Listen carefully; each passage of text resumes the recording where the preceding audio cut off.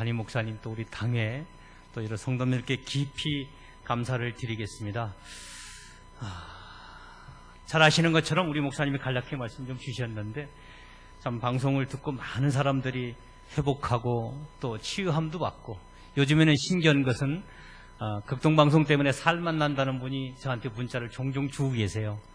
또 심지어는 어느 한 분 제가 보니까 우리 수영롭게 정필도 목사님이 저한테 한번 문자를 보내셨더라고요. 저 때문에 요즘에 살만 난다고 그 말씀을 주셨더라고요. 그래서 알고 보니까 요즘에 극동방송에 예수 믿겠다는 전화가 아주 많이 걸려오고요. 상담 요청하는 숫자가 1월 6일서부터 현재까지 약 1,500명이 상담을 했답니다. 그 안에 350명이 영접을 했고요. 참 이런 것들이 오늘 이 자리에 계신 우리 담임 목사님 또 우리 당의 우리 장로님들 또 특별히 물질로 후원하는 우리 운영위원회 위원장님 오늘 우리 사실 거성께 우리 운영위원장 우리 윤석일 장로님 우리 교회에 심호하고 계신데 윤석일 장로님 또 여러 임원님들 물질과 시간을 통해서 시간을 주심을 통해서 이런 역사가 있음을 보고를 드리고요. 무엇보다도 방송을 통해서 많은 영혼이 일어날 때마다 저희들은 가슴이 막 두근두근할 때가 너무너무 많습니다. 그래서 참 귀한 또 시간 주심에 감사를 드리고 오늘 특별히 저희 운영위원장님 그리고 우리 운영위원회 우리 싱어즈 단장이신 우리 조홍수 우리 회장님도 함께 오셨는데 또 총무님도 오시고 운영인 한번 잠깐 자리 한번 일어나 보시겠습니까? 이성재 장로님도 우리 운영인이신데 예 한번 자리 네 우리 격려의 박수를 좀 부탁드리겠습니다. 네 너무너무 자 우리 이성재 장님 저 뒤에 계시네. 또 합창단으로 사역해 주셔서 감사를 또 드리고 사실 또 한 가지 이걸 말씀을 좀 드려야 될 것 같아요. 이건 하나님 영광으로 해서 제가 여수극동방송이 얼마 전에 허가가 났습니다. 부산극동방송이 허가를 받고 시작한 지 7년이 됐는데 사실 타사로 하여금 많은 지원을 받아서 지금의 우뚝도 서게 됐습니다. 제가 기도하는 가운데 이걸 어떻게 하나 부산에서 도움을 좀 드려야 될 텐데 그리고 제가 어려움만 있으면 위원장님께 늘 전화를 드립니다. 시장 만나러 갈 때도 전화 드리고 무슨 뭐 국세청장 무슨 기관장들 만나러 갈 때 꼭 전화 드리면 꼭 장로님 시간을 또 주세요. 제가 모시고 다니는데 참 시간 주셔서 너무너무 감사하고 죄송하기도 하고 사업하시는 분들은 참 시간이 돈인데 또 오늘 특별히 우리 윤석일 장로님께서 결심하셨다고 저한테 그러셨더라고요. 그래서 제가 사실 고민했는데 여수극동 방송에 스튜디오 하나 지을 수 있는 금액을 헌금하시겠다고 결심해 주셨습니다. 그러니까 한 3천만 원 정도 들어가는데 우리 하나님께 영광의 박수를 좀 드리고 싶습니다. 네, 장로님 감사하고 하늘에서 하나님께서 기뻐하실 것 같고 아마도 그 지역이 어려운 지역인데 아마 위원장님께서 주신 물질을 통해서 오병의 기적이 있을 줄로 믿고 있고요. 한 70억 정도 들어간답니다. 방송 개국하는데 그래서 아마 너무너무 감사하고 오늘 이 말씀 좀 꼭 드리고 싶었습니다. 여러분 성경 하나 보겠습니다. 고린도전서 15장 10절 아마 여러분들 잘 아시는 말씀인 것 같아요. 같이 한 목소리로 함께 보시겠습니다. 고린도전서 15장 10절입니다. 제가 가지고 있는 성경 281면에 있습니다.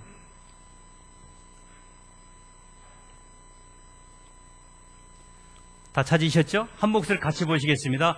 그러나 나의 나된 것은 하나님의 은혜로 된 것이니 내게 주신 그의 은혜가 헛되지 아니하여 내가 모든 사도보다 더 많이 수고하였으나 내가 아니요 오직 나와 함께 하신 하나님의 은혜로라. 아멘. 제가 가지고 있는 성경은 그 쉬운 성경인데요. 제가 한번 읽어드려 보겠습니다. 그러나 지금의 나는 하나님의 은혜로 된 것이므로 내게 베푸신 그분의 은혜가 헛되지 않습니다. 나는 다른 사도들보다 더 열심히 일하였습니다. 그러나 그 일은 내가 한 것이 아니라 나와 함께 하시는 하나님의 은혜로 한 것이었습니다. 이렇게 되어 있네요. 쉬운 성경 보니까. 이 말씀이 제가 참 너무너무 좋아하는 말씀인데 오늘 이 말씀의 근거를 통해서 여러분들과 함께 짧은 시간을 통해서 제 간증도 좀 드리고 싶고요. 사실은 방송 선교만 얘기만 드리면 좀 딱딱할 것 같아서 지사장이 어떻게 해서 예수를 믿었나 여러분들한테 좀 궁금하지 않으세요? 궁금 않으세요? 예, 궁금하시죠? 그래서 제 간증을 조금 드리고 그렇게 해서 방송 선교의 간증까지 할 수 있도록 그렇게 제가 준비를 좀 해보겠습니다. 저는 저희 집안에 종갓집으로 종손으로 저는 태어났습니다. 그리고 초등학교 3학년 때까지 할아버지 등에 업혀서 초등학교를 다녔고요. 여러분 상상을 한번 쭉 해보십시오. 그림을 그려보시라는 얘기입니다. 종갓집에 종손으로 태어나고 제 밑에 여동생이 쭉 있고 남동생이 하나 있습니다. 그리고 3학년 때까지 할아버지 등에 업혀서 학교를 다녔습니다. 밥 먹고 나면 마루에 걸터 앉아서 할아버지 나오실 때까지 다리 흔들고 앉아 있습니다. 그럼 할아버지 이놈아 가자 뭐 등에 업혀서 학교를 다녔습니다. 좀 상상이 되시죠? 밥 먹을 때도 저희는 아버지, 할아버지, 저 남동생 넷이 따로 밥을 먹습니다. 할머니, 어머니, 여동생은 따로 밥을 먹고요. 그런 집안이었습니다. 그러니까 종손이니까 얼마나 귀엽겠어요. 이놈 어디 가면 물이 빠지지 않나, 다칠까, 걱정, 염려, 그런 속에서 늘 사랑을 받고 자랐죠. 그런데 어느 날 할아버지가 먼저 돌아가셨어요. 당장 학교 데려갈 할아버지가 없잖아요. 그리고 조금 이따 할머니도 마저 돌아가셨어요. 그러고 나니까 할머니, 할아버지 사랑을 떠나니까 사랑을 받을 수 있는 그런 기회가 없게 됐습니다. 지금 생각하니까 제 아버님이 저를 버리장머리를 좀 고쳐보려고 저를 그렇게 무섭게 했던 것 같아요. 여러분 그림이 그려지죠? 3학년 때까지 할아버지 등 옆에 다녔죠. 종갓집에 종손으로 태어났죠. 그냥 사랑은 독차지했죠. 맛있는 거 있으면 할아버지보다는 제가 먼저 먹게 되고 저한테 주시게 되고 그런 상황에 자랐죠. 그러니까 우리 아버지가 이놈을 버리장머리를 고치면 어떻게 고치나 하고 고민했던 것 같아요. 그래서 제가 어려서 매를 아주 참 많이 맞았습니다. 아버지로 하여금 지금도 아버지 생각하면 우리 아버지 무섭지? 그 생각에는 잘 생각이 안 납니다. 현재 돌아가셨고요. 그래서 그때는 저희가 중학교도 시험 보고 중학교를 갈 때였습니다. 그런들 공부를 좀 했을 것 같아요? 당연히 안 했겠죠. 그렇죠? 놀기 바빴고 뭐 동생들 괴롭히는 일, 여기저기 뭐 개구쟁이, 동네 개구쟁이 일은 다 했죠. 그리고 아버지한테 동네 그런 일르면 야단 맞고 또 내려는 몽둥이로 맞기도 하고 그런 때가 무수히 많이 있었습니다. 그리고 중학교 갈 때가 됐습니다. 집 앞에 중학교를 가야 되는데 학교에서 원서를 안 써주는 거예요. 왜 그러냐면 시험을 보고 가야 되는데 제가 공부를 너무 안 했기 때문에 이놈은 보나마나 떨어지기 때문에 원서를 안 써주는 겁니다. 그래서 학교는 가야 되겠고 그래서 기차 타고 가야 되는 그런 거리에 있는 학교에 원서를 사다 쓰게 됐습니다. 그 학교는 어느 통합적 교단에서 세운 그러한 중학교였습니다. 그리고 가서 보니까 학생 수를 많이 모집하고요. 알고 보니까 정원보다 들어오는 숫자가 적다 보니까 웬만하면 붙겠더라고요. 그래서 원서 써서 원서를 냈습니다. 그 당시에는 아마 어르신들 기억할 겁니다. 시험을 보면은 등수대로 이름을 쭉 쓰게 돼 있어요. 그렇죠? 위원장님 그렇지 않습니까? 옛날에 그랬을 거예요. 보니까 제 이름이 앞에 오니까 앞만 찾아도 이름이 없는 거예요. 이렇게 쭉 보니까 제 뒤에 제 이름이 붙어 있더라고요. 그래서 이름 석자가 있길래 집에 와서 엄마한테 엄마 합격했습니다. 제 엄마가 저를 그렇게 예뻐했습니다. 아버지한테 종아리 맞으면 엄마가 맞고 그게 참 잘못된 것 같아요. 그냥 맞긴 놔둬야 되는데 아버지가 저를 패면 엄마가 늘 막았거든요. 그래서 엄마한테 먼저 얘기하고 합격했다고 보니까 제일 뒤에 제 이름이 있었어요. 그때는 아마도 미달했기 때문에 제가 붙었던 것 같아요. 그래서 그 학교를 다니기 시작을 했습니다. 학교를 다니는데 기차를 타고 집에서 책가방을 둘러매고 한 40분 걸어가서 완행열차를 타고 시내에 있는 학교를 가게 됩니다. 그래서 뭐 입학식을 하고 그리고 이제 쭉 다니게 됩니다. 그런데 기차를 타면 뭐 할 일이 있다고 저 뒷칸에 타가지고 앞에까지 쭉 걸어오는 겁니다. 앞칸까지. 그러면서 친구들 만나서 막 떠들고 뭐 소리 지르고 하면서 앞으로 모아지죠. 그러면 그 종착역이 오면 이제 다 내리게 되는데 그러기를 보니까 워낙 왔다 갔다 돌아다니까 선배들이 어떻게 이상하게 봤는지 저희들을 스카웃을 했습니다. 저희들을 잡은 거죠. 잡아서 그 모임에 참석을 시키고 알고 보니까 지금의 불량 서클이었습니다. 거기에 같이 활동하게 되고 그러면서 동료들 괴롭히기 시작을 하고 또 친구들 괴롭히기 시작하고 그런 모임에 들어가게 됐습니다. 그리고 그 학교는 매주 수요일이면 예배를 꼭 드렸어요. 예배 시간은 저희 장난치는 시간이었고요. 또 앞에 앉은 친구 기도하면 머리 잡고 다니고 여기 뒤에다 연필대고 돌리면 연필 탁 찌르지 않습니까? 그런 장난 수도 없이 많이 했죠. 예배 시간이면 듣지도 않고 뭐 기도하는 시간, 장난하는 시간, 찬양 부를 때 부르지도 않고 떠드는 시간, 그런 시간이 연일 됐죠. 그러고 있다가 1학년이 마쳐지고 2학년이 됐습니다. 역시 시간이 가면 갈수록 공부는 물론 하지도 않았을 뿐더러 늘 몰려다니면서 놀기도 하고, 또 그때는 빵집이 참 자주 갔습니다. 요즘에는 그런 걸 없어요. 빵집에 갔어요. 저희들 때. 빵집에 모여 앉아서 친구들끼리 떨고도 장난치고, 우리보다 약한 친구 데려다 두드려 패기도 하고 괴롭히기도 하고. 그리고 이제 그때는 한 달에 패스가 380원이었던 것 같아요. 열차 한 달 패스가. 그때는 이런 종이 패스였습니다. 요즘에는 카드지만 그걸 칼로 살살살 긁으면 글자가 지워져요.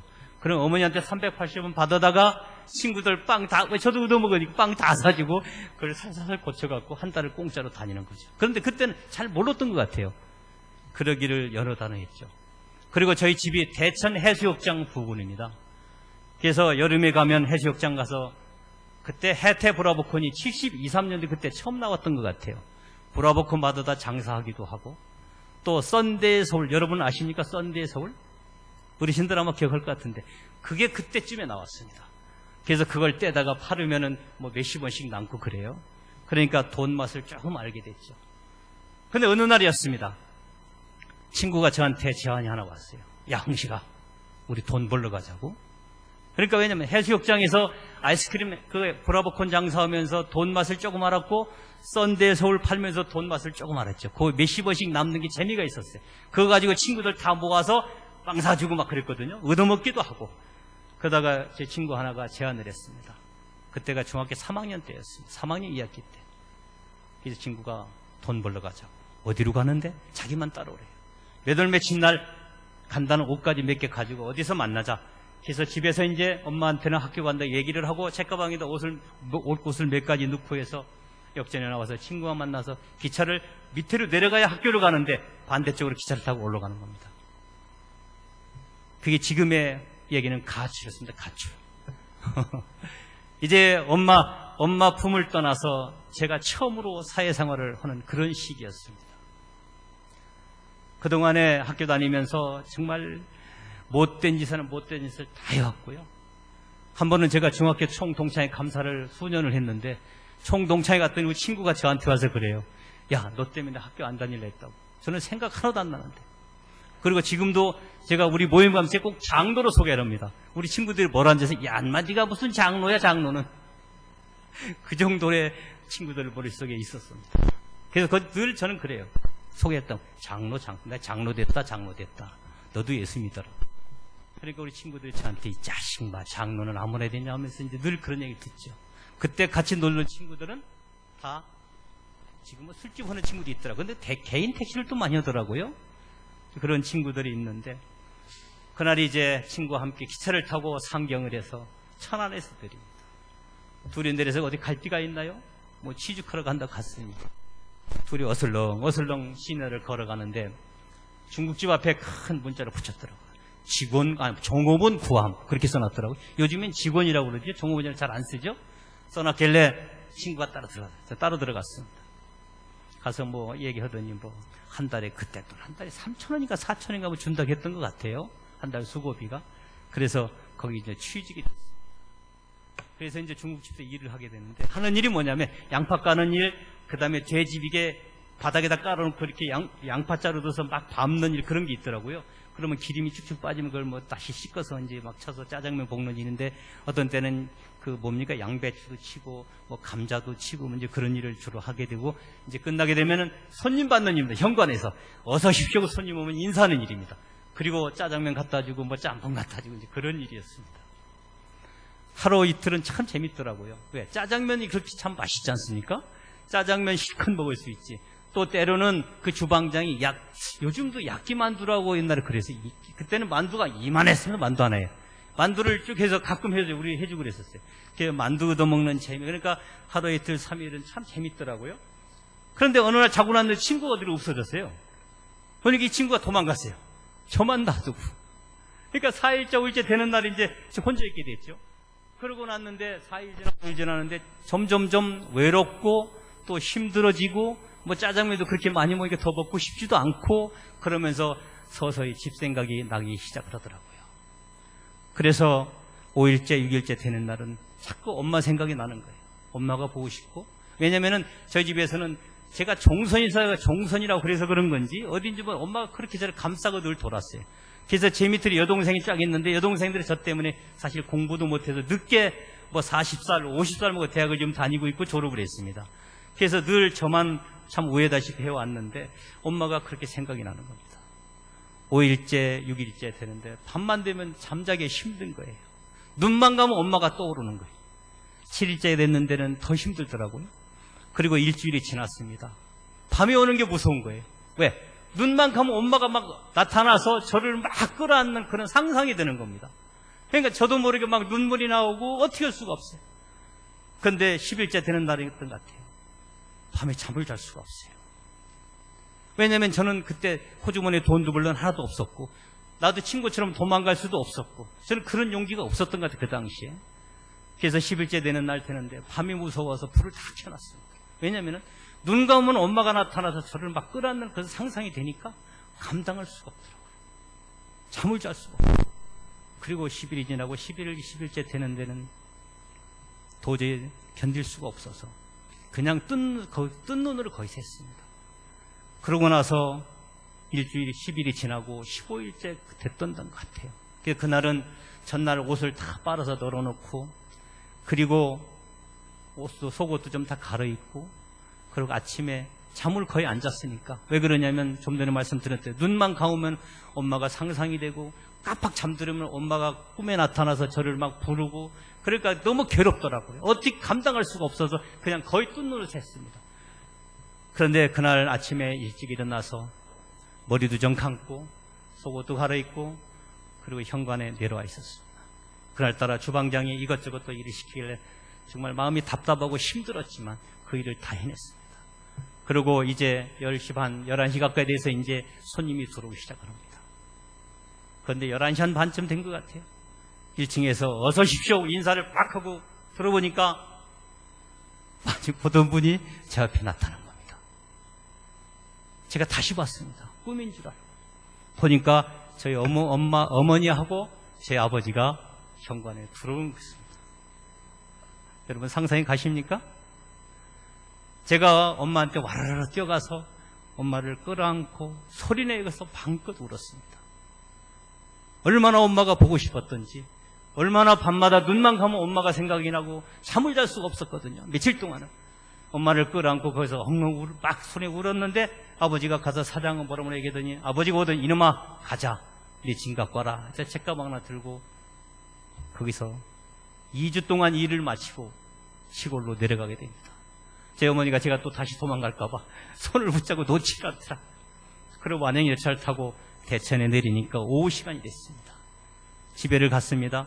가자마자 아버지는 또 시골이니까 일하러 가시고 엄마가 제가 또 도망갈까봐 들에 안 나가고 계속 바깥에서 왔다 갔다 그러시더라고요. 저녁이 됐습니다. 저녁 먹으라고 얘기하길래 저녁을 먹을 수가 없었습니다. 엄마를 마주볼 수가 없더라고요. 너무 힘이 들었어요. 그래서 안 먹겠다고 그러고 방에 누워 있었습니다. 그런데 조금 늦은 시간인데 저희 동네 고모가 있는데 고모가 오셨어요. 고모가 오더니 이놈의 자식아 네 어미를 그렇게 속을 썩이냐 허가면서 막 얘기를 하시는 거예요. 네 어미가 너 찾느라고 아침 새벽부터 저녁 밤늦게까지 밥 한 끼 안 먹고 이리 뛰고 저리 뛰고 다닌 건 너 아냐고 네 어미 죽일 판이냐고 막 소리 지르는 거예요. 제가 어떻게 할 수가 없더라고요. 이불을 뒤집어 썼습니다. 뒤집어 썼는데 그 얘기가 들리는 거예요. 이놈아 나가서 죽지 왜 왔냐고 막 힘들어 그 얘기가 하시더라고요. 제가 고모를 굉장히 좋아했거든요. 네 어미가 15일 동안 밥 한 끼도 안 먹었단다. 그러면서 얘기를 합니다. 제가 막 견딜 수가 없더라고요. 이불을 뒤집어 써도 그 소리가 들리고 그래서 그냥 끝까지 뒤집어 쓰고 있었습니다. 조금 어둑어둑해졌던 것 같아요. 그래서 방문을 열고 바깥으로 나왔습니다. 그리고 그냥 무작정 걸었습니다. 한참을 걸어갔는데 우리 동네 시골의 마을에 언덕 위에 조그마한 교회가 하나 있습니다. 저도 모르게 교회를 가고 있더라고요. 문 열고 우리 교회는 마룻바닥, 그 당시 마룻바닥이었어요. 조그마한 교회인데 많이 들어가야 한 40명도 들어갈 거면 그러한 교회인데 문 열고 들어가서 무조건 무릎 꿇고 머리를 바닥에 대고 울기 시작했습니다. 왜 울었냐면 제 엄마가 너무 불쌍했어요. 내가 뭐라고 이놈 나 때문에 15일 동안 밥 한 끼도 안 잡섰고 그러니까 제 친구를 만나러 다닌 거였습니다. 계속 하루는 이 친구, 하루는 우리 흥식이 봤냐, 어디서 봤냐 해서 어느 친구가 제가 천안에 있다고 알려줘서 찾으러 오신 거였거든요. 그러니까 뭐 그 대천 시내 일대를 다 헤매고 다니시고 그게 너무 가슴이 아팠어요. 내가 뭐길래 이놈의 자식 저 때문에 왜 엄마를 굶겼나 그런 게 막 박치니까 그 감정 때문에 막 울게 된 거였습니다. 회개해서 우는 게 아니라. 그래서 한참을 울었습니다. 얼마나 울었는지. 그러고 나서 제 입에서 저도 모르는 사이에 주님 소리가 나오기 시작합니다. 예수님이 불러지게 되고요. 왜? 3년 동안 중학교에서 매일 수요일날 들었던 그 생각이 났습니다. 성경 말씀이 들었던 생각이 나고요. 불렀던 찬양이 생각이 나고요. 목사님이 기도했던 그 기도가 생각이 나고 내가 죄를 진 것을 그때부터 제가 생각나기 시작했습니다. 그때에 우리 주님을 찾게 됐고요. 주님 앞에 회개하기 시작했습니다. 죽을 죄를 졌다고 회개를 하고요. 제가 집에서 저희 집에 토종닭이 그렇게 많았습니다. 새총으로 토종닭을 잡은 게 한두 마리가 아니었거든요. 새총으로 쏘서 주면 머리를 쏘면 닭이 거기서 팽팽팽 돌다가 그냥 머리 받고 죽거든요. 그러면 나뭇가지에다 덮어놓습니다. 그럼 여동생이 아버지한테 이러면 아버지가 저를 또 막 야단을 치십니다. 그 닭 뺑글뺑글 도는 재미에 닭을 쏘 죽이는 거거든요. 저희 집에 또 개도 여러 마리를 켰어요. 개를 발로 뻥뻥 차질 않나. 심지어는 지금 51 먹은 여동생 권사가 하나 있는데 제가 여동생을 발로 차가지고 물에 빠져서 허부적대는지도 모르고 그런 적도 있었대요. 그러니까 그렇게 동생들을 괴롭히고 친구들은 말할 것도 없었고 그 좋지 않은 서클에 들어가서 친구들 데려다 뒤로 손 묶어놓고 패는 일이 허다했고 그런 일들이 머릿속에 영화 필름처럼 지나가더라고요. 엄마 속색인 거, 동생들 괴롭힌 거, 친구들 괴롭힌 거, 동료들 괴롭힌 거, 선배들 끌어다 놓고 뭐 좋지 않은 서클이기 때문에 뒤로 묶어놓고 두드려 팬 일, 그런 일들이 막 영상처럼 지나가는 겁니다. 하나님께 회개하기 시작했습니다. 그러고 나서 내가 지은 죄를 고백하고 내가 지은 죄가 뭔지를 하나님께서 알게 하시더라고요. 그리고 한참을 기도하는데 누가 옆에서 기도 함께 하시더라고요. 알고 보니까 우리 목사님이 저는 아주 말썽 꾸러기님이 와서 갑자기 울면서 막 기도하니까 뭔가 놀라서 나와보신 거예요. 그러고 나서 목사님 함께 기도하시고 나중에 마무리 때 목사님 제 머리에 손 얹어 기도해 주시더라고요. 그리고 나서 제가 그날 저녁에 우리 주님을 영접을 하고 마음의 죄를 다 주님께 풀어놓고 용서함을 받고 주님을 모시고 그날 문을 나올 때 그 마음은 지금도 잊을 수가 없습니다. 너무너무 마음이 설레있고요. 그리고 집에 왔습니다. 그리고 그 이튿날 아침에 일찌감치 일어나서 학교를 갔습니다. 학교를 갔더니 퇴학도 안 돼 있더라고요. 이미 가보니까 우리 어머니가 다 처리를 해놨더라고요. 그러고 나서 너무너무 신기했던 것은 제가 그날부터 말하는 게 바뀌고 행동이 바뀌었습니다. 참 신기했던 것은 하나님께서 그날 저에게 비전을 주셨습니다. 꿈을 주셨습니다. 그전에는 저는 아무런 꿈이 없었습니다. 단지 꿈이 있었으면 나중에 커서 깡패짓이나 하고 모르겠어요. 술장사에 있을지도 모르겠어요. 제가 성격이 굉장히 급합니다. 지금도 급한데도 많이 이렇게 뭐랄까 했는데 지금도 급합니다.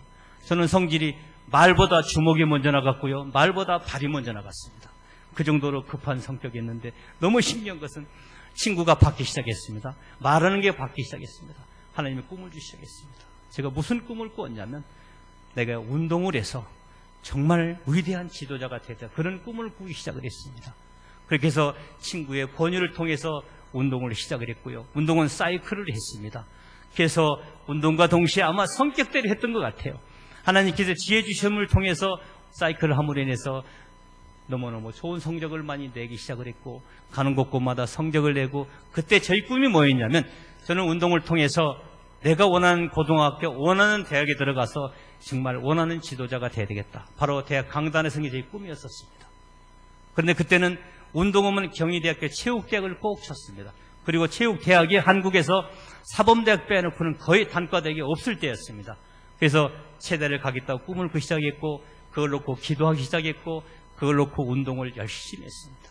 그래서 하나님께서 고등학교도 장학금 받고 가도록 만드시고 대학교도 원하는 대학에 갈 수 있도록 하나님께서 4년 동안 꿈을 이루도록 만들어주기 시작했습니다.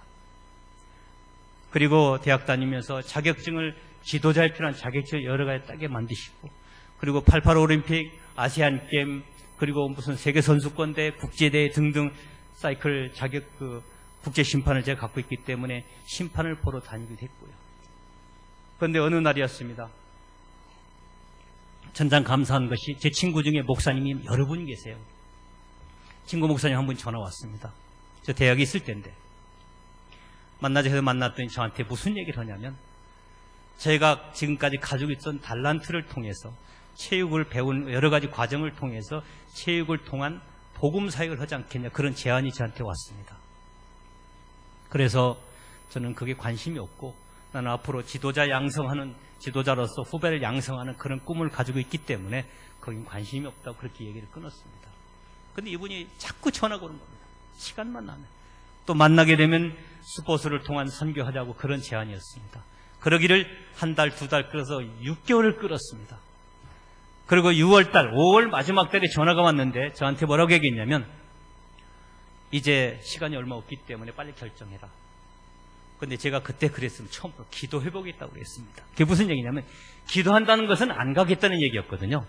제가 방송 선교해 보니까 요즘에 장로님들, 목사님들 만나러 다니면서 느끼는 게 한 가지가 있습니다. 열심히 얘기를 하면 나중에 결론이 뭐냐면 기도해보겠습니다. 그건 안 된다는 얘기입니다.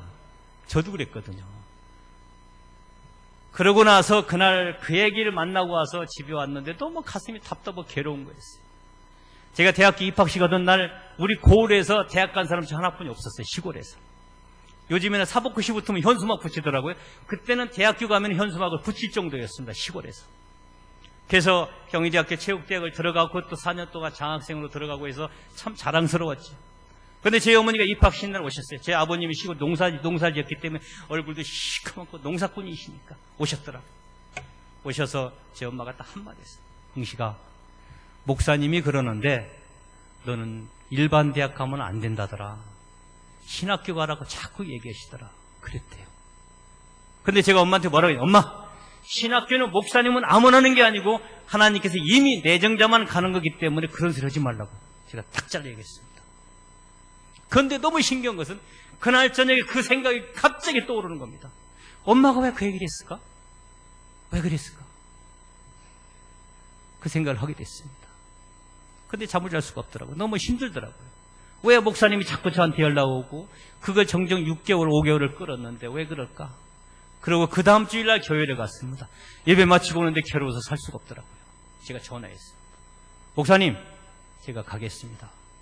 그때 제 대학에서 데리고 있던 선수들이 국가대표도 있었고 좋은 선수가 아주 많았습니다. 그리고 저는 시간만 가면 제가 원하는 자리에 들어설 수 있는 그런 계도에 올라서 있기 때문에 시간만 가면 됐을 그런 시기였었습니다. 그러나 다 덮어두고 내려놓고 자격증의도 필요 없고 다 내려놨어요. 내려놓고 목사님한테 언제부턴가 하면 되냐? 6월 1일부터 돌아오더라고요. 그래서 5월 말자로 학교에서 사표를 내고 정리하고 가는데 많은 사람이 반대하더라고요. 저와 함께 그때 운동하는 사람들 지금 다 교수가 되고 이제는 뭐 총장도 출마하더라고요. 다 그렇게 성장 다 했죠. 그리고 다 내려놓고 교회로 사역을 시작을 했습니다. 교회로 오게 됐습니다. 교회 처음에 오니까 우리 목사님께서 저한테 유치원 체육 수업을 시키더라고요. 대학에서 큰애들 지도하다가 유치원 왔는 교회 오니까 유치원 체육 수업을 시키고 또 중학교, 고등학교, 또 농구교실, 배구교실, 무슨 뭐 시민 자전거 건강등. 그 당시에 에어로빅이 한참 유행할 때였습니다. 일반에서는 에어로빅 돈이 비쌌거든요. 저는 조금 그때 2,000원 받았던가 봐요. 얼마 받고 에어로빅으로 모집을 해서 하는데 조건이 하나 있습니다. 시작하기 전에 기도하고 목사님이 나오셔서 1분 내지 2분 메시지를 던져놓고 시작하는 겁니다. 이제 그 일이 시작이 됐습니다. 그리고 시간이 흘러서 그 일을 통해서 이제 체육을 통한 복음 전하는 역할을 시작하게 됐습니다. 많은 사람들이 그걸 통해서 교회로 왔고요. 많은 사람들이 우리 체육을 통해서 우리 중앙교회에 등록도 하고 그런 일이 일어나기 시작했습니다. 그리고 시간이 흘러서 또 우리 교회에서 학교도 세우고 또 여러 가지 하는 과정 속에 제가 실무자로서 학교도 세우는 일이라든지 과정을 겪으면서 뭐 학교에서 행정실장이라든지 무슨 뭐 여러 가지 일을 하게 됐죠. 그리고 어느 날 목사님 불러서 갔더니 우리 교회 사무국장이 정년을 앞두고 있어서 저보고 교회 와서 사무행정을 책임지라고 그러시더라고요. 그래서 교회 사무국장으로 오게 됐습니다. 그 안에 지금 시간이 없기 때문에 지금 과정을 제가 쭉쭉 뛰어오고 있는데 저희 집에서는 저로 인해서 아버지가 예수 믿고 어머니가 예수 믿고 저희 오남매가 다 예수를 믿게 되었습니다. 그리고 동네 저 때문에 동네 어른들이 아주 말썽 꾸러기가 교회 가던 이 사람 됐다 해서 우리 동네 어른이 저를 보고 예수 믿는 사람이 여러 사람이 있습니다. 저희 동네가 많은 숫자는 아니었지만 거의 다 예수를 좀 믿고 있고, 그래서 우리 어머니는 틈만 남아가서 기도합니다.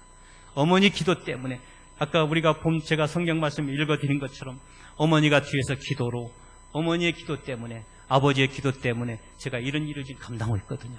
그래서 모든 일이 어렵고 힘들 때마다 하나님께서 피할 길을 내주시면서 그 일을 감당하게 됐습니다. 그래서 교회 와서 이제 그 일을 감당하고 있는데, 또 사무국장께서 은퇴하심으로 인해서 또 그 일을 또 맡게 됩니다. 그 안에 여러 가지 일들이 많았죠.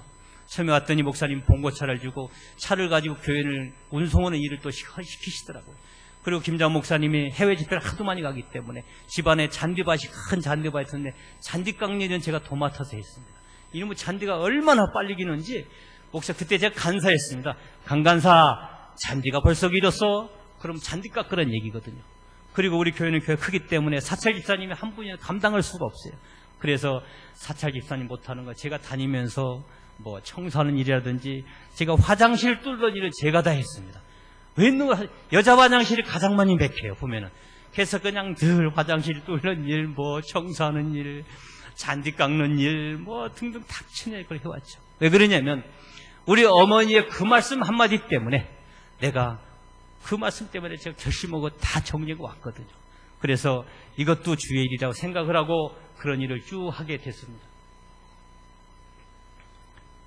그리고 어느 날이었습니다. 목사님이 해외 집회 간다고 집을 보라고 그러시더라고요. 그래서 이제 집을 보러 갔습니다. 근데 집을 보는데, 뭐 다른 날은 그냥 늘 집 보는 그냥 평상시 봐왔는데, 그날따라 집 보는데 굉장히 머리가 좀 복잡하더라고요. 이런 생각 저런 생각 많이 나고. 근데 그 전주간에 무슨 일이 있었냐면, 제가 차를 끌고 교인을 골목골목 싣고, 옛날에 그 기아서는 봉고차 싣고 오는데 그날에 비가 이렇게 왔습니다. 근데 차를 가지고 권사님들이 모여있는 자리에 차를 세우지 않고 앞에 차가 있기 때문에 그걸 건너가서 차를 세웠어요. 그랬더니 그 연세 많은 권사님이 저한테 소리를 버럭 지르셨어요. 이봐, 기사! 차를 왜 그 모양으로 운전하냐고. 순간적으로 저는 이제 막 기사하니까 깜짝 놀란 거예요. 왜냐면 대학에서 이제 선생님 소리 늘 듣다가 또 와서도 간사 아니면 선생님 소리 늘 듣다가 갑자기 듣지 않는 기사 소리를 하니까, 이 기사가 나쁘다는 게 아닌데 오해하지 마십시오. 기사! 운전을 차를 그때도 못하냐. 비가 왔었거든요. 저도 모르게 순간적으로 가슴이 찔못해서, 맞다. 내가 운전기사로구나. 잘해야지. 그러고 교회까지 오는데 그게 계속 떠나지 않는 게, 그렇지. 내가 운전기사지. 잘해야지. 그래, 기사지. 그리고 교회다 또 모시다 드렸어요. 근데 그 권사님이 교회 갈 때까지 궁시렁대시는 거예요. 좀 한 번만 했으면 괜찮은데 구시렁 계속, 연세가 아주 많은 분이세요. 그래서 그냥 내릴 때까지 저도 마음이 찜찜한 거예요.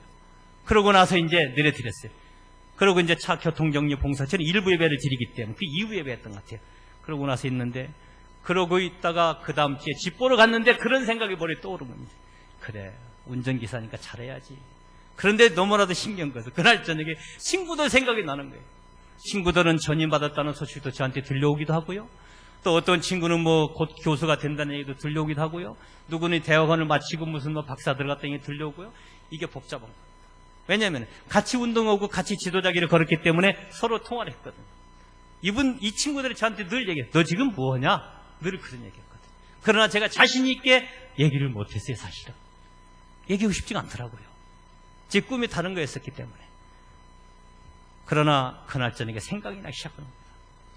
어떻게 감당할 수가 없어요. 이거 뭐 운전기사 소리가 듣고 있지, 화장실 맥히면 우리 사찰 집사가 강간사 화장실 또 맥혔어, 뭔가 또 뚫어야죠.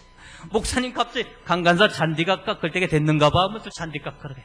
그때는 기계가, 요즘에 타고 다니는 기계, 요즘에 그런 기계 그 당시에는 없었어요. 손으로 깎고, 기계로 깎고 갈프로 긁고 빗자루 쓸어야 됩니다. 그게 무척 힘이 들어요. 그러니까 시떡으면 잔디나 깎으러 다니고, 화장실이나 뚫러 다니고, 청소나 하러 다니고, 전기불 나가면 나보고 전기불 가려야 되고, 그런 것도 머릿속에 막 교차가 되는 겁니다. 너무 힘들었어요. 첫 번째, 제가 아이가 생기니까 아이가 생각이 나는 거예요. 우리 애가 커서 뭐라고 할까? 네 아빠 뭐냐? 예, 우리 아버지 기사입니다. 이게 나쁘다는 게 아니에요. 제가 갖고 있던 꿈이 있었기 때문에, 하고자 하는 의욕이 있었기 때문에. 그 순간적으로 그런 생각이 막 떠오르기 시작했어요. 그래서 그날 집을 보면서 그냥 왔다 갔다 그랬죠. 목사님 집에는 사방에 성경이 깔려 있습니다. 거실 모퉁이에 성경이 하나 있더라고요. 저는 시편하고 잠언을 참 좋아합니다. 옛날에 운동할 때도 시편을 자주 봤고요. 어렵고 힘들 때마다 시편을 통해서 위로함도 받기도 하고 힘을 얻기도 하고. 그날따라 많은 생각이 교차가 돼서 성경을 펴봤습니다. 폈더니 시편 30편이 탁 열렸어요. 아마 우리 목사님도 그걸 자주 보셨던가 봐요. 그거 딱 열렸는데 그거 열린 것 같아요. 읽어보니까 그 노염은 잠깐이요 그 은총은 평생이로다. 저녁에는 울음이 기숙할지라도 아침에는 기쁨이 오리로다. 시편 30편 5절 말씀이에요. 너무너무 신기했습니다. 제가 이것을 몇 번 읽었어요. 그 노염은 잠깐이요 그 은총은 평생이로다. 저녁에 울음이 기숙할지라도 아침에는 기쁨이 온다는 거예요. 이 말씀이 제 말씀이더라고요. 내가 지금 어렵고 힘들고 맨날 화장실이나 청소나 하고 무슨 집이나 보러 다니고 풀만 깎고 다니고 그러지만 이 노염은 잠깐이라는 거예요. 그리고 순간적으로 무슨 생각을 했냐면 하나님께서 저한테 야 이놈아 네가 집을 보니까 목사님이 복음 들고 가자 했냐. 제가 대학에서 나올 때 복음 전한다고 하나님 한다고 작심하고 나왔거든요. 순간적인 지혜를 주신 겁니다. 네가 집을 보니까 목사님께서 마음 놓고 복음 전하지 않냐. 이것도 사역이더라고요. 여러분 봉고차 운전하는 게 사역입니다. 주일학교 교사가 사역입니다. 집 보는 것도 사역이더라고요. 왜? 내가 복음 들고 전할 수는 없지 않습니까? 우리 목사님이 복음 전하도록 집을 봐드리는 게 저한테 큰 사역이었었습니다. 그리고 내가 물 가운데로 지날 때 내가 함께 할 것이라. 강을 건널 때 물이 너를 침몰치 못하게 할 것이며 내가 불 가운데로 행할 때도 타지도 않게 하신대요. 이사야서 43장에 있는 말씀입니다. 제가 이 말씀을 또 읽었습니다. 그 노염은 잠깐이요 그 은총은 평생이래요. 내가 물 가운데로 지날 때도 하나님께서 함께 하신대요. 활활 타는 불 가운데 가도 하나님 저를 지켜주신답니다. 그 말씀에 네가 힘을 얻었습니다. 그러고 나서 벌떡 일어나서 그 일을 감당하기 시작했습니다. 그리고 우리는 유관기관이라고 얘기를 합니다. 학교가 있고 양로원이 있고 방송사가 있습니다. 그래서 유관기관에서 사역을 하면서 이제 교회 사무국장을 할 때에 집중적으로 사역에 임하게 됐습니다. 그러고 났는데 저희 중앙교회는 극동방송에 헌금을 참 많이 해요.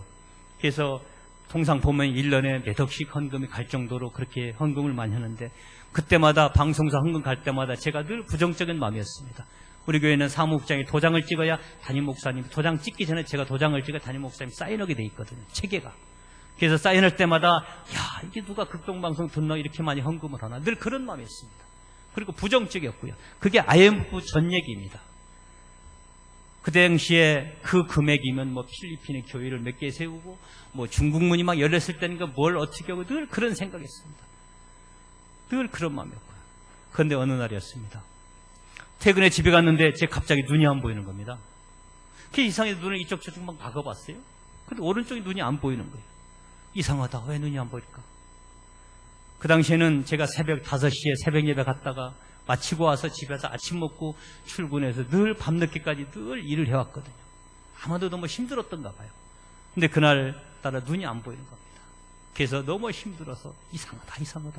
저게 제 눈 사진인가 봅니다. 제가 왼쪽 눈이 저렇게 하얀 게 눈이 살아있고요. 오른쪽 눈 아마 시커멓게 좀 죽어있는데 저거는 오른쪽 눈 같습니다.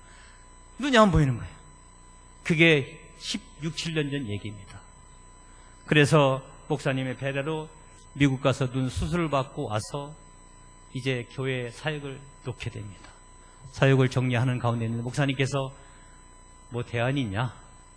저 목사님 쉬고 싶습니다. 그래서 쉰다는 말씀 드렸더니 좀 기다려봐라 하더니 영동지사로 극동방송으로 발령을 내시더라고요. 그래서 이제 저희 유관기관 중에 저희는 이제 자리가 있게 되면 이제 왔다 갔다 하는데 갑자기 이제 방송사로 발령이 나서 이제 영동지사로 발령받고 가게 됩니다. 그래서 가서 영동지사에 가보니까 방송국에 시험방송 40분 만에 방송을 중단하고 있을 때 제가 영동지사를 가게 됐습니다. 업무 인생교를 받고 나고 보니까 통일전망대 앞에 안테나에 세워놓고 우리 방송이 나가면 고성, 속초, 양양에 TV가 하나도 안 나오는 거예요. 그래서 정부에서 방송을 중단해라. 그리고 정동진에 있는, 여러분 정동진 아십니까? 강원도? 정동진 바로 옆에 큰 절간이 하나 있습니다. 절간 바로 뒷산에 사이트가 있습니다. 거기로 안테나를 옮겨라는 그러한 명령을 받고 있을 때 제가 갔습니다. 가서 보니까 결국에 알고 보니까 절간 안에 안테나를 옮기라는 얘기였습니다. 절간으로. 절 안에다가 극동방송, 순수복음방송 안테나를 쓰라고 그 주지 스님이 승낙할 것 같아요? 승낙을 안 쳐. 여러분, 우리 거성교회 동산에다가 불교방송 한다고 안테나 세운다면 우리 장로님 허락하세요? 안 쳐. 저한테 그 주지가 그런 갔다가, 이보세요, 지사장.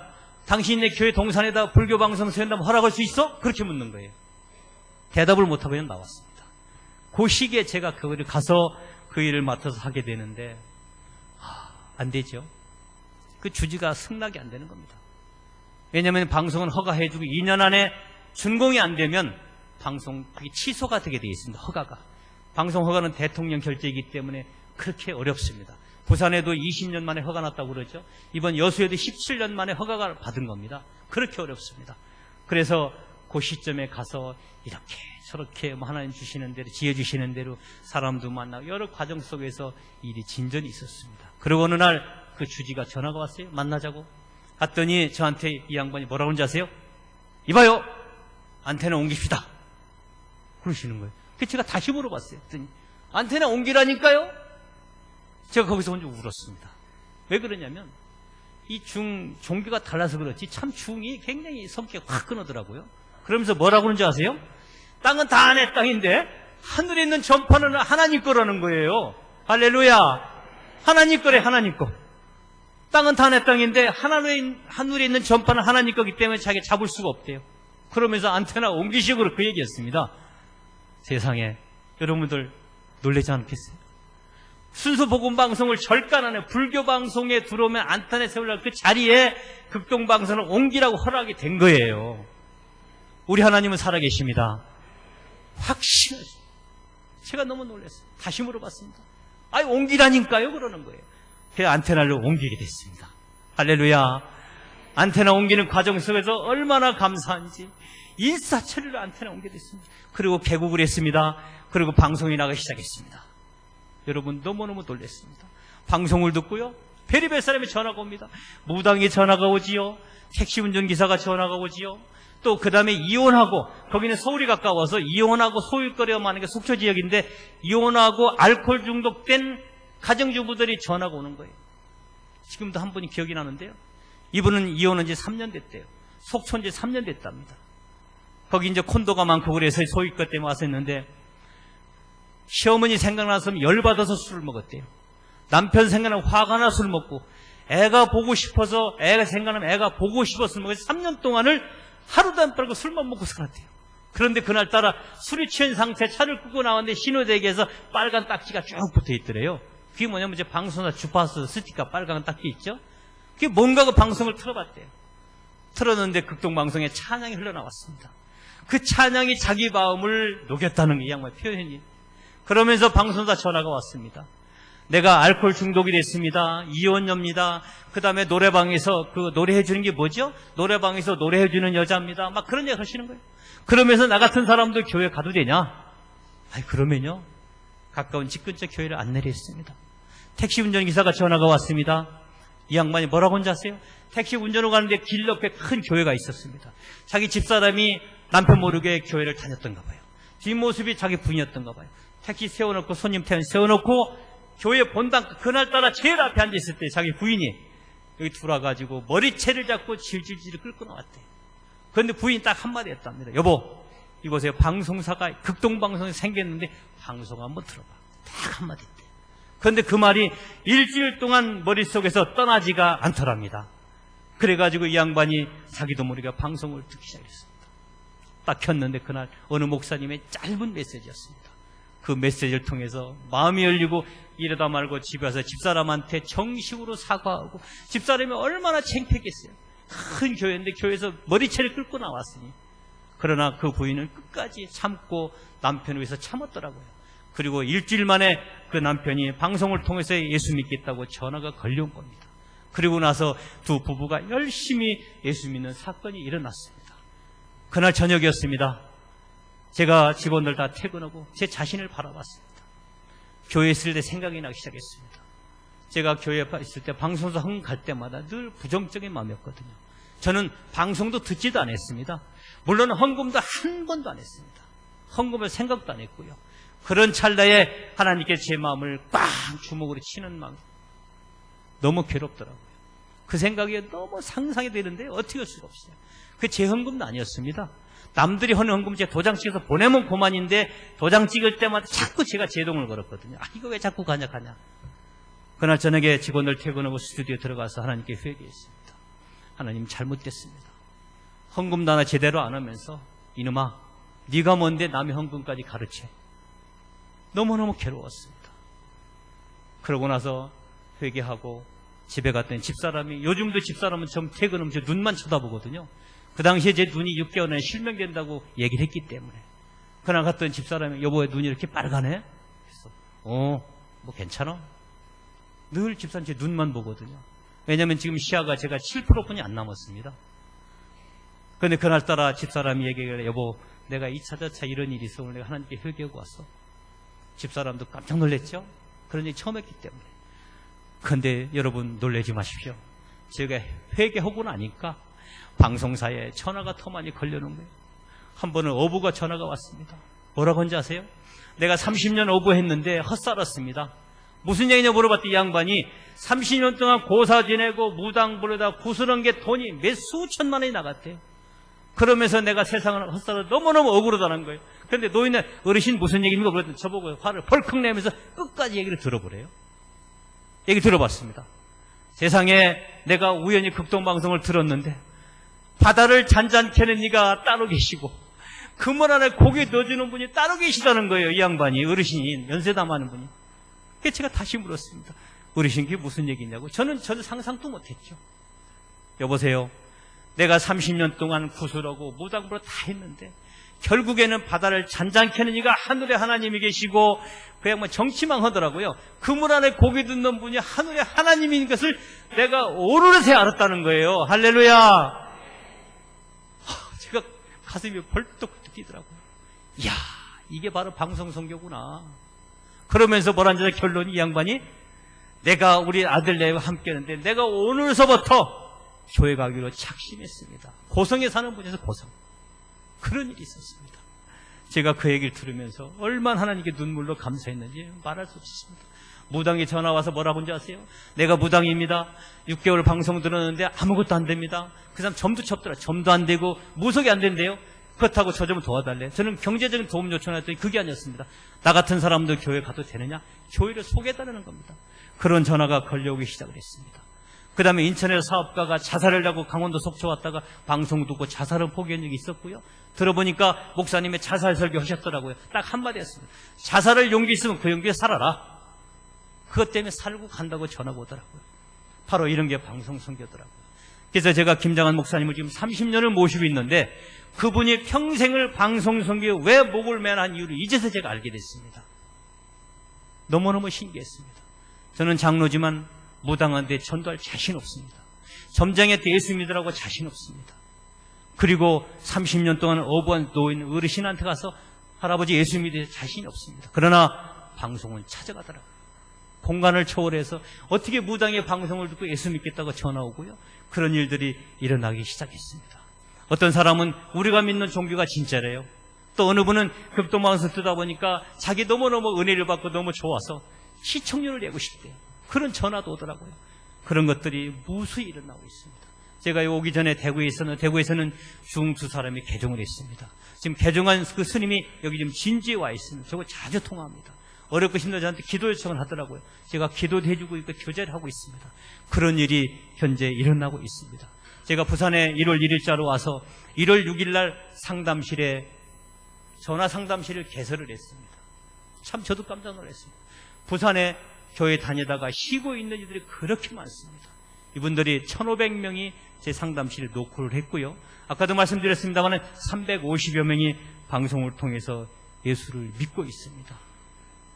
저도 깜짝 놀랐습니다. 아마도 어느 교회는 방송을 통해서 새신자가 99%가 저희 방송 때문에 새신자가 온다는 그런 얘기도 하시더라고요. 제가 부산에서 얼마 전에 들은 얘기였습니다. 그래서 아마도 저희 부산 극동방송을 통해서 부산 지역의 복음화에 크게 이력을 담당하지 않나 그런 마음을 가지고 있습니다. 제가 편지를 몇 개 가져봤습니다. 이건 짧은 편지 한번 읽어드려 볼게요. 극동방송 중보기도팀의 응답 사연을 드립니다. 사랑이 많으신 하나님 아버지, 응답해 주심에 너무너무 감사합니다. 우리 가정은 언제나 갑갑했었고요. 육체노동이 아니면 헤어나갈 수가 못했고요. 웃음이 없었던 그런 가정이었습니다. 그리고 불교가 심한 가정이라 예수님을 찾는 건 상상도 못할 일이었습니다. 그러나 아들은 어릴 때부터 아들을 계속 교회에 보냈고요. 아들은 무척이나 신앙생활을 착하게 잘해 주었지요. 중학교 1학년 때 미션 스쿨의 학교에서 세례를 받은 후 하나님께서는 계속 바르게 착하게 인도해 주셨습니다. 이 모든 게 지금 생각해보니 하나님의 사랑이 아닐까 합니다. 아들이 가끔씩 눈치를 보며 내뱉던 말, 엄마 이제 교회 가야지. 그 소리가 27년 동안 제 가슴을 때렸습니다. 하지만 그때마다 저는 언젠가는 아들의 길을 따라갈게 하고는 계속 가지 않았습니다. 그럴 때면 아들을 저에게 엄마 교회 못 가더라도 극동방송 꼭 들어봐 하며 라디오도 사다 주고 집에 올 때마다 극동방송을 늘 틀어놓고 갔습니다. 그리고 20여 년이 지난 지난해 드디어 교회에 등록하고 세례까지 받았습니다. 은혜를 받아서 울고 감사하고 울고 요즘은 극동방송을 매일 틀어놓고 그저 울기만 합니다. 이러한 부족한 저를 위해 기도해 주시는 중보기도팀과 매일매일 흘러나오는 복음의 방송, 극동방송 너무너무 감사합니다. 이런 편지가 한 통이 들어왔어요. 그리고 또 이 편지 한 통은 무슨 편지냐면 이 할머니 편지입니다. 저는 유라동에 사는 애청자입니다. 몸이 안 좋아서 집에서 극동방송을 종일 듣고 있습니다. 24시간 찬양과 설교만 나와서 방송이 너무 은혜롭고 좋습니다. 감사합니다. 사실 저는 기초생활 수급자입니다. 나라에서 보조금을 받아 생활하고 있지만 11조 생활도 열심히 하고 아껴서 생활하고 있습니다. 그러던 중 하나님께서 마음에 감동을 주셔서 생활비 일부를 헌금으로 모으기 시작했습니다. 마음속으로 헌금을 작정하고 나자 하나님께서 생활에 여유를 주셔서 작정한 헌금 100만 원을 비교적 짧은 기간에 모을 수 있었습니다. 그 헌금 100만 원을 어떻게 전해드릴지 방법을 몰라 2달간 이불 속에 가지고 있었습니다. 그런데 하나님께서 꿈을 통해 저에게 내가 왜 내 돈을 가지고 있느냐, 왜 내 돈을 도둑질하려고 하느냐 말씀하셨습니다. 깜짝 놀라서 일어나자마자 이렇게 방송국에 전화를 드립니다. 꼭 아무도 몰래 헌금을 드리고 싶습니다. 바쁘시고 번거로우시겠지만 저희 집 근처 롯데마트 앞에 오셔서 헌금을 받아가 주시면 감사하겠습니다. 이런 편지가 왔어요. 가서 보니까 머리 하얀 할머니였습니다. 할머니가 이만한 보탬 하나 주시면서 보니까 1,000원짜리, 5,000원짜리, 만원짜리, 100만 원을 모아서 주시는 거예요. 거기다가 기도 제목을 써서 주셨어요. 그리고 혹시 가능하시면 기도 부탁합니다. 제 기도 제목은 딸 45세 영혼 구원과 행복입니다. 저와 살 때는 교회를 열심히 다니던 딸이 믿지도 않는 남편과 결혼한 후 교회 다니지 않더니 결국 이혼을 하고 혼자 살고 있습니다. 이혼을 하고도 교회 나가지 않고 있습니다. 몸과 마음 모두 힘들게 살아가는 딸이 너무 불쌍합니다. 위에서 기도해 주십시오. 기도 제목도 주시더라고요. 이런 분들이 헌금을 주시더라고요. 그리고 편지 한 통 더 읽어드리겠습니다. 이 편지는 대학원에는 대학원생인데 암 선고를 받고 택시 안에서 극동방송 통해서 예수님 믿은 사연입니다. 안녕하세요. 저는 권하민입니다. 아마 이 글이 도착할 때 되면 저는 천국에 있겠죠. 저는 평범한 학생이었습니다. 방송국 PD의 꿈을 실현하기 위해 2년 전 대학원에 입학하고 졸업을 앞두고 있었습니다. 그런데 작년 너무나도 갑작스럽게 난소암 말기에 판정을 받았습니다. 6개월을 넘기 힘들다는 의사의 말을 듣고 병원 문을 났을 때 정말 보이는 것도 들리는 것도 아무것도 없었습니다. 무작정 혼자 있고 싶다고 이야기하고 택시를 탔습니다. 라디오에서 사랑의 떠난 진행자분의 말씀이 귀에 들려왔습니다. 사랑의 떠난 제 프로그램 제목입니다. 지금 힘들고 어려움이 있는 분들이라면 하나님께 더 감사해야 합니다라는 말이었습니다. 감사. 저는 한참 비웃었습니다. 믿음이 없는 제게는 그 말은 미친 소리나 다름없었기 때문입니다. 한참을 울며 웃고 있으니 택시 운전기사님께서는 하나님은 손님의 힘든 일을 다 알고 계세요. 그러니 무슨 일인지 모르지만 하나님을 붙잡아야라고 말씀을 하시더라고요. 기독교란 종교는 단 한 번도 생각해보지 않는 저에게 극동방송이 이렇게 하나님께로 갈 수 있게 만든 통로가 되었습니다. 저는 그날부터 극동방송을 통해 하나님의 말씀을 듣고 찬양을 듣게 되었습니다. 그리고 용기 내에 지율의 집 근처 교회에 나가게 되었습니다. 성경책도 한 권 샀습니다. 며칠 전 드디어 한 권의 말씀을 다 읽게 되었습니다. 그리고 하나님께 진정으로 감사할 수 있게 되었습니다. 이제는 살려달라는 기도 대신에 천국 가게 해주셔서 감사하다고 기도합니다. 모두들 사랑하며 감사합니다. 제게 조금이나마 아쉬움이 남아 있다면 하나님을 좀 더 빨리 알지 못한 거였어요. 그러니 지금 힘들고 어려운 분들 먼저 하나님께 감사하세요.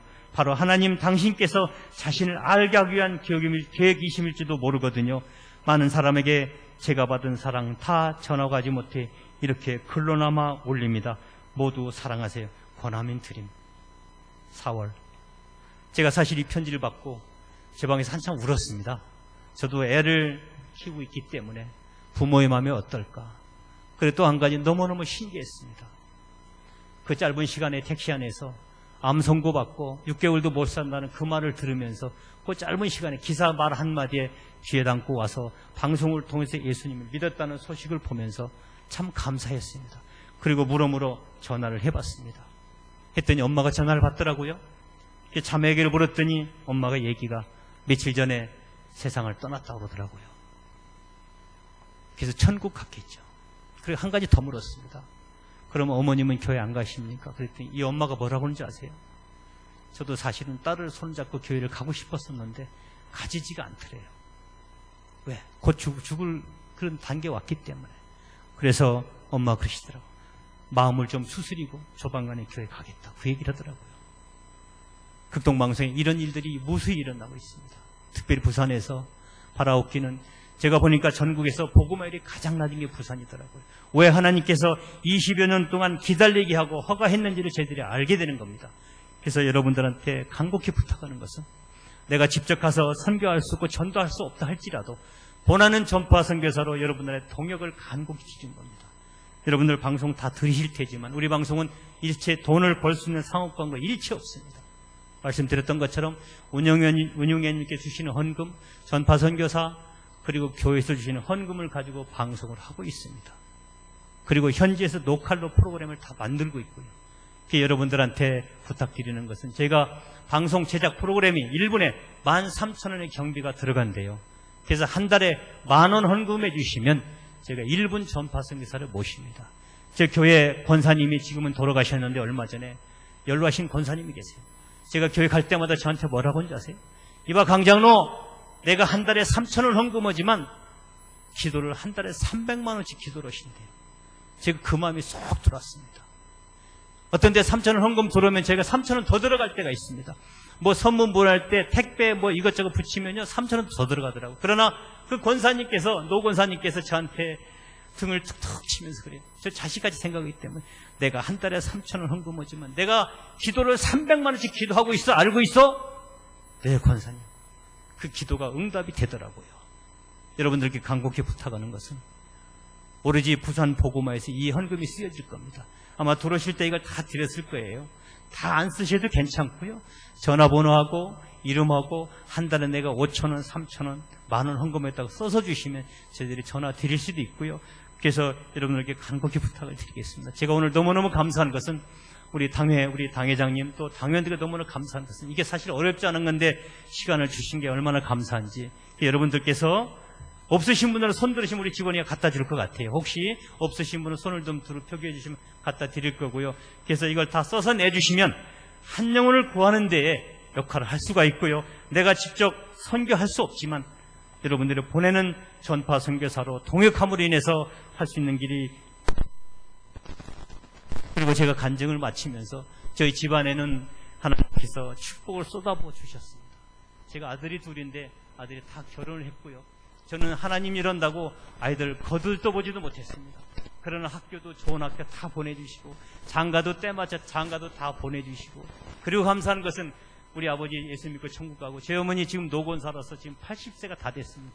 지금도 제가 말씀드렸습니다. 오기 전에 엄마 기도하셔야 돼요. 오늘 내 간증해요. 그랬더니 엄마가 잘하라고 그러시더라고요. 지금 농사 짓고 계세요. 그 나이에. 제가 어저께 며칠 전에 전화 한 통화 받았는데 요즘에 시골에 노인 일자리 때문에 어머니가 일하러 다니시는 제가 막 뭐라고 그랬어요. 엄마 돈이 필요하면 얘기해줘. 무슨 일? 그러니까 심심해서 다니신대. 알고 보니까 세상에 면사무소 가서 화장실 청소로 다니신대요. 제가 여동생한테 막 뭐라고 그랬어요. 제가 다음 주에 어머니한테 갈 건데 제 어머니가 청소하시면서 기도하시고 제 오남매에서 저희 집에 장로가 둘이고 안수집사가 나이고 참 감사한 제 남동생이 한 600~700명 나가는 교회에서 헌금을 해마다 1등을 한대요. 하나님께서 이렇게 축복하시더라고요. 얼마나 감사한지. 또 우리 매제 장로도 순복계 장로인데 역할을 아주 잘하고 있어요. 하나님께서 축복하시더라고요. 결국에는 뭐냐면 내가 한 게 아니었고 바로 하나님께서 저를 통해서 정말 보잘것없는 아무 쓸모없는 이름을 들어서 하나님께서 사람을 만들어서 쓰임을 주시더라고요. 저는 지금 부러운 게 하나도 없습니다. 제 친구 대학 총장 출마는 부럽지 않습니다. 제 친구들의 교수가 아주 많습니다. 저는 부러운 거 하나도 없습니다. 왜? 하나님이 하고 있기 때문에, 하나님께서 쓰임을 주셨기 때문에. 여러분 오늘 귀한 시간 주셔서 감사하고요. 저희들 지역 복음화에서 열심히 최선을 다하겠습니다. 혹시 없는 분들은 손 들어주시면 저희 드릴 거고요. 아마도 우리 목사님께서 마무리해 주실 텐데 오늘 귀한 시간 주시네 감사합니다. 기도하겠습니다. 아버지 하나님 주신 은혜와 축복에 감사합니다. 우리 사랑하는 우리 거성교회 이곳에 언덕 위에 우뚝 서게 하신 은혜는 우리 주님께서 계획과 섭리가 있는 걸 저는 알고 있습니다. 아버지 하나님 정말 노예의 방주 역할을 감당하는 그러한 제단이 되게 하시고 무엇보다도 우리 담임 목사님 복음 들고 서실 때마다 오병의 기적을 낳도록 하나님 영육간에 강건토록 하나님 함께야 주시옵소서. 이 제단이 차고 넘치고 나무 믿는 그러한 제단이 되도록 우리 주님 복의 복으로 더하여 주시옵소서. 감사하고 예수님의 이름으로 기도 올려옵나이다. 아멘. 감사합니다. 네, 우리 귀한 간증의 말씀 감사합니다. 말씀해 주신 것처럼 우리가 직접 하지 못할지라도 이렇게 복음 전파를 통해서 또 하나님의 영혼 구원하심을 우리가 함께 같이 이뤄나기를 간절히 소망합니다. 말씀하신 것처럼 기본 10,000원입니다. 10,000원. 보통 우리가 한 달에 뭐 여러 군데 쓸 때가 많죠. 하지만 한 끼 금식하면서 하루 내가 한 끼를 금식하면서 또 복음 전파를 위해서 내가 쓰임 받으면 좋겠다 하는 마음으로 여러분 그 작정서 보시면 뭐 여러 가지 기록하는 난이 있는데요. 성명과 연락처만 적어주시면 나중에 우리 국동방송에서 아마 전화를 드려서 해결할 것 같습니다. 그렇게 이름과 연락처 써주시고 한 달에 한 끼 금식한다 생각하시고 그렇게 후원해 주셔서 또 국동방송을 통해서 또 많은 영혼들을 구원하는 일에 함께 같이 우리가 협력하고 동참하면 좋겠습니다. 이 시간에는 우리 FEBC 싱어즈 우리 찬양단 나와서 찬양하게 될 때요. 우리 각 혹시 볼펜이 필요하신 분들이 있으시면 볼펜을 가지시고 이렇게 기록을 해주시고 예배 마치고 나가실 때에 저 앞에서 수고하도록 하겠습니다. 나가서 제출해 주시고 후에 또 나중에 미처 하지 못하신 분들은 나중에 사무실로 해주셔도 괜찮겠습니다. 우리 FEBC 싱어즈 우리 찬양할 때에 한번 박수 한번 쳐주시기 바랍니다.